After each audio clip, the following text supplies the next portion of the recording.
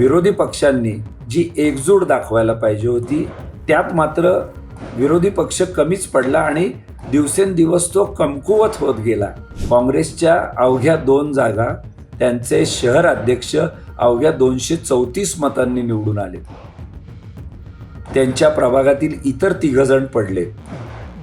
आपण पाहिलं खासदार प्रणिती शिंदे या निवडणुकीच्या प्रचारात फार उशिरा सहभागी झाल्या. निवडणुकीमध्ये मनसेशी उभाटा शिवसेना यांची युती होती. या पक्षालाही खातं उघडता आलं नाही. इतकंच काय, बसपा आणि वंचित बहुजन आघाडी यांचेही काही पॉकेट्स सोलापुरात आहेत. तिथेही त्यांना घवघवीत असं यश मिळालं नाही. 4 वेळा महापालिकेत निवडून येण्याची किमया दाखवली होती. त्यांना यंदा म्हणजे अपमानास्पद पराभव आहे. इतकी कमी मतं काही भागामध्ये पडलेली आहेत. 3 माजी उपमहापौर या निवडणुकीमध्ये पराभूत झालेले आहेत. स्थायी समितीचे काही माजी सदस्य किंवा सभापती पराभूत झालेले आहेत. एमआयएमची मुसंडी ही सगळ्यांना लक्ष वेधणारी आहे नक्कीच.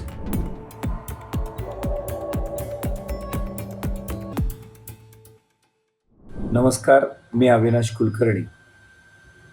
आपण पाहतो आहेत सकाळपासून महानगरपालिकांच्या निवडणुकांचे निकाल येत आहेत. सोलापूर महानगरपालिकेमध्ये 26 प्रभागातील 102 जागांसाठी निवडणुका झाल्या आहेत. यामध्ये जवळपास 87 इतक्या जागा भारतीय जनता पार्टीनं स्वबळावर जिंकल्या आहेत आणि त्यांचा हा विजय निर्विवाद आहे असंच म्हणावं लागेल. स्वतः पक्षाच्या अनेक नेत्यांना आपण बहुमत घेऊ पण 60 पेक्षा अधिक जागा मिळणार नाही असं त्यांना वाटत होतं, पण त्याही पेक्षा 30 जागा अधिक त्यांना मिळालेल्या आहेत. जयकुमार गोरे जे सोलापूरचे पालकमंत्री आहेत, त्यांनी या निवडणुका जिंकण्यासाठी सर्व प्रकारची यंत्रणा या निवडणूक काळामध्ये हाताळली आहे.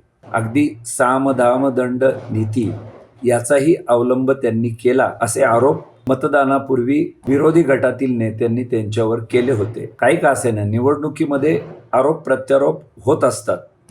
हे सिद्ध करणं, जनतेला या आरोपामध्ये तथ्य आहे असं वाटणं, यामध्ये बरंच अंतर असतं.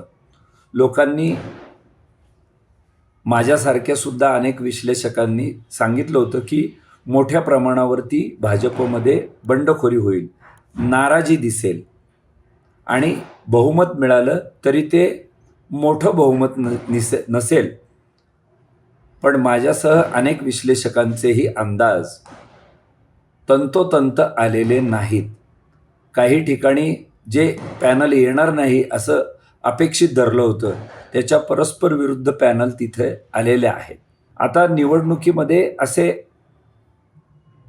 होत असते, परंतु सगळाच काही दोष देऊन चालणार नाही. विरोधी पक्षांनी जी एकजूट दाखवायला पाहिजे होती याबाबत आम्ही वारंवार सांगितलं. त्यात मात्र विरोधी पक्ष कमीच पडला आणि दिवसेंदिवस तो कमकुवत होत गेला. ठीक आहे, पैशाचा वापर जरी सत्ताधारी भाजपकडून झाला असला तरी निवडणुकामध्ये सगळेच पैसे खर्च करतात. सर्वच जण भ्रष्ट मार्गाचा अवलंब करतात असं मतदारांना ज्ञात झालेलं आहे. लोक त्यातल्या त्यात स्वच्छ कोण, त्यातल्या त्यात बरा कोण अशी आपली निवड ठेवायला लागले आहेत. शिवसेना, उभाटा, शरद पवार यांची राष्ट्रवादी काँग्रेस, माकपा म्हणजे मार्क्सवादी कम्युनिस्ट पक्ष ज्यांची सोलापुरात बऱ्या प्रमाणात काही प्रभागामध्ये ताकद आहे, ही सगळी मंडळी फोल ठरली आहेत. काँग्रेसच्या अवघ्या 2 जागा त्यांचे शहर अध्यक्ष अवघ्या 234 मतांनी निवडून आले. त्यांच्या प्रभागातील इतर 3 जण पडले जे काँग्रेसचे आणि मित्रपक्षांचे होते. इतकी गंभीर स्थिती का आली याचं विश्लेषण होणं गरजेचं आहे. कदाचित ते होईलही. आपण पाहिलं खासदार प्रणिती शिंदे या निवडणुकीच्या प्रचारात फार उशिरा सहभागी झाल्या. निवडणुकीमध्ये मनसेशी उभाटा शिवसेना यांची युती होती. या पक्षालाही खातं उघडता आलं नाही. इतकंच काय, बसपा आणि वंचित बहुजन आघाडी यांचेही काही पॉकेट्स सोलापुरात आहेत. तिथेही त्यांना घवघवीत असं यश मिळालं नाही. या निवडणुकीमध्ये आपण एक पाहिलं तर अनेक ज्येष्ठ नगरसेवक पराभवाला सामोरं गेलेले आहेत. यामध्ये 5 माजी महापौर आहेत. या बहुतेकांना काँग्रेसनं महापौरपद दिलं होतं. यंदा 2-3 काँग्रेसकडून आणि 2-3 इतर पक्षाकडून उभारले होते. भाजपच्या श्री कांचना यन्नम एकट्याच विजयी झाल्या. आरिफ शेख असू द्यात, मनोहर सपाटे असू द्यात, UN बेरिया या सगळ्यांनी 4-4 वेळा महापालिकेत निवडून येण्याची किमया दाखवली होती. त्यांना यंदा म्हणजे अपमानास्पद पराभव आहे. इतकी कमी मतं काही भागामध्ये पडलेली आहेत.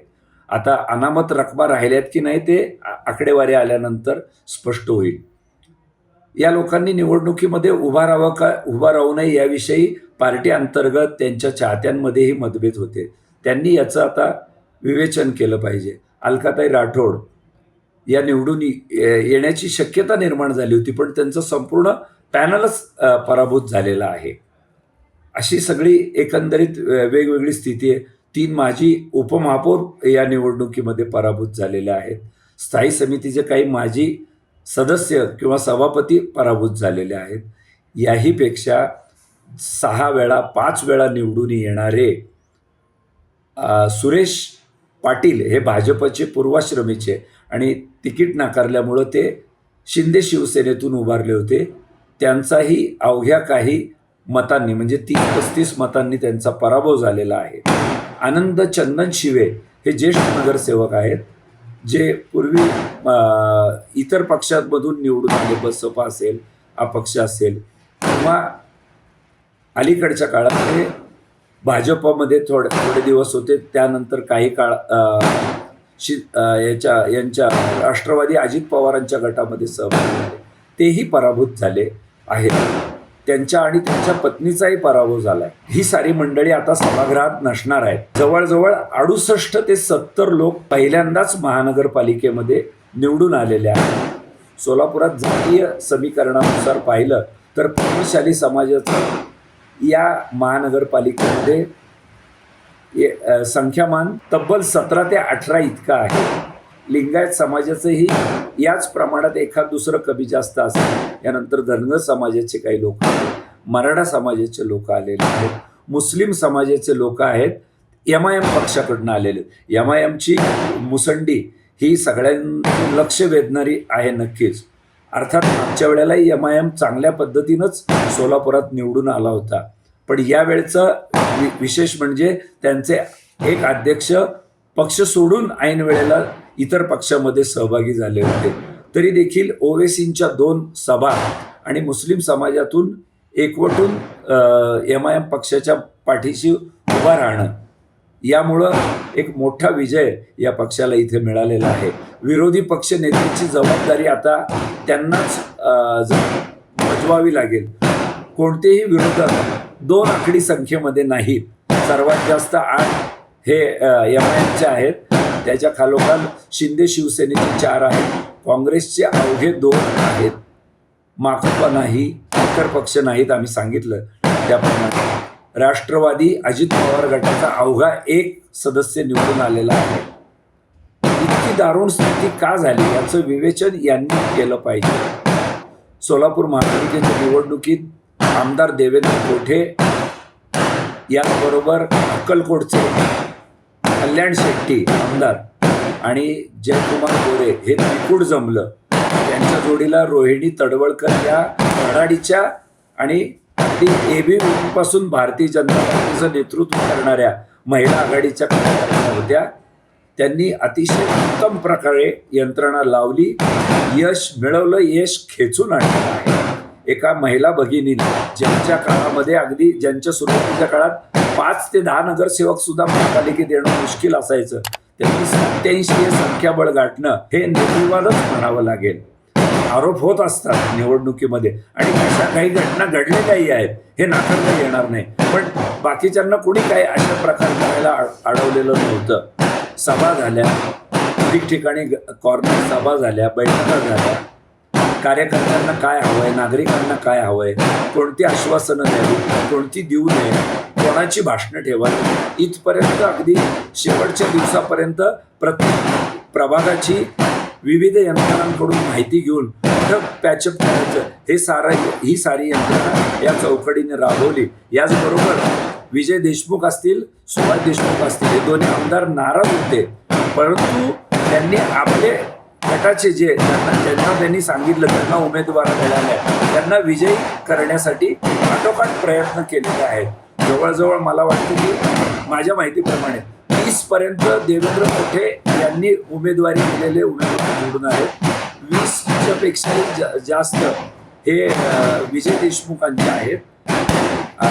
म्हणजे ह्याच्यात आणखी थोडीफार संख्या असू शकेल, कदाचित देशमुखांची 30 पर्यंत संख्या असू शकेल आणि सुभाष देशमुखांनाही मानणारा एक 10-20 जणांचा ग्रुप आहे. यामुळे हे सगळं संख्या गाठता आलेलं आहे. आकडेवारीत फार फरक होईल, कारण काही जण सगळ्यांचंच नेतृत्व मानणारे आहेत असं सांगतात, पण उमेदवारी नक्की कुणी कुणाला दिली हे सगळं तपासल्यानंतर ही आकडेवारी येईल. आणि जरी नाराजी असली तरी त्यांनी स्वतःचंही म्हणजे देशमुखी राखली. देवेंद्र कोटेंनी नौका असून मी बाजी मारू शकतो या देवेंद्रनी त्या देवेंद्रांना दिलेला शब्द सोलापुरात पाळलेला आहे. आता सोलापूरच्या निवडणूक प्रचारात देवेंद्रनी गेल्या काही दिवसात म्हणजे वर्षभरात केलेली कामं मांडली. लोक त्यांच्यावरती नाही म्हटलं तरी खुश आहेत. ते बोलतात तसं करतात असा त्यांच्यावरती विश्वास आहे. या काळात त्यांनी रोज पाणी देण्याचं एक शिवधनुष्य सोलापूरच्या दृष्टीने उचलले असं मला म्हणावं लागेल. ते जर त्यांनी या आगामी काळात यशस्वी केलं तर मला नाही वाटत की महानगरपालिकेत आगामी काळामध्ये त्यांचा विरोध होईल, असा विरोधी पक्ष अस्तित्वात राहील. त्यांनी भाजपने एक केलंय की महाआघाडीला तर धक्का दिलाच आहे, पण विरोधकांना संपवण्याचा म्हणजे 100% भाजप करण्याचा प्रयत्न करत असताना विरोधकांना संपवले. मित्र पक्षांनाही त्यांची जागा दाखवून दिलेली आहे. इथं वाटत होतं की अनेकांना शिंदेची शिवसेना काही मोठं पाऊल टाकेल, पण ते काही त्यांना जमलेलं नाही. काँग्रेसची तर वाताहत झालेलीच आहे, पण अन्य एक मित्र अजित पवारांचा जो राष्ट्रवादी काँग्रेस आहे, जो भाजपच्या जवळ जाईल असं वाटत होतं, मैत्री होईल, मैत्रीपूर्ण लढत होतील काही ठिकाणी असंही वाटलं होतं. असं काही झालं नाही. शिवसेना शिंदे आणि राष्ट्रवादी अजितदादा या दोन्ही गटांना भाजपनं त्यांची जागा दाखवून दिली असं म्हटल्यास वावगं ठरणार नाही. असं एकंदरीत सोलापूरच्या निवडणुकीचं विश्लेषण आहे. सोलापुरात नवीन चेहऱ्यांनी महानगरपालिका अस्तित्वात आली आहे. महापौर कोण होणार हे आरक्षणानंतर जाहीर होईल. आता पक्षनेता कोण होणार, एवढ्या मोठ्या डोलारा महानगरपालिकेत सांभाळायचं हे सोपं नाही. आणि बाहेरून आलेले अनेक जण या पक्षामध्ये येऊन नगरसेवक झालेले आहेत, ज्यांची संस्कृती मूळची भाजपची नाही. त्यांना पार्टीची शिस्त कशी लावायची आणि पार्टीची जी गेल्या काही दिवसामध्ये बदनामी झाली, यांच्यात बंडखोरी आहे, यांच्यात अन्य इतर पक्षांचे असंस्कार जे सगळे ते यांच्यामध्ये घुसलेत, हे सगळं पुसून आमची कोरी पार्टी आहे आणि आम्ही संघशिस्तीला मानणारे आहोत, आम्ही भाजप संस्कृती पाळणारे आहोत, हे दाखवून देण्याचं फार मोठं एक कार्य या सगळ्यांना या आगामी काळात करावं लागणार आहे आणि ते करतील अशी अपेक्षा ठेवूया. नवीन सगळ्या नगरसेवकांना आपण शुभेच्छा देऊया. धन्यवाद.